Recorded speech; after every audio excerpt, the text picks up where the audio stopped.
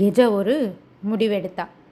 சரி போகலாம், இதில் என்ன இருக்குது, அவங்க தானே கூப்பிட்றாங்க அப்படின்னு.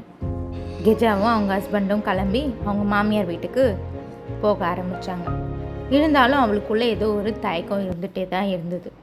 அவங்க 2 பேரும் அவங்க மாமனார் வீட்டு வாசலில் போய் நிற்கிறாங்க. உள்ளே போகிறதா வேண்டாவா, நம்ம எடுத்த முடிவு சரியான்னு. கெஜாவோட மாமியார் வீட்டிலேருந்து எல்லாரும் வந்து கெஜாவை ரிசீவ் பண்ணுறாங்க. அவங்க மாமியார் ரொம்ப ஃபீல் பண்ணுறாங்க, நான் பண்ணது தப்பு தான் அப்படின்னு. கெஜா முன்னாடி இருந்த பொண்ணு மாதிரி இல்லை, ரொம்ப சேஞ்ச் ஆயிட்டா. அவளோட நடை, அவளோட பார்வை எல்லாத்துலேயும் ஒரு தைரியம் கலந்த ஒரு பொண்ணாக அவள் மாறிட்டா. அவங்களோட சொந்தக்காரங்க எல்லாருமே கெஜாவை ரொம்ப வியப்பாக பார்க்க ஆரம்பித்தாங்க.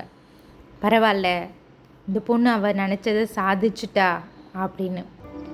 ஆனால் கெஜா மாமியாருக்கு மட்டும் கில்ட்டாகவே ஃபீல் ஆகிட்டு இருந்தது. நம்மளால தான் நம்ம பிள்ளையும் நம்ம மருமகளும் வீட்டை விட்டு போயிட்டாங்க அப்படின்னு.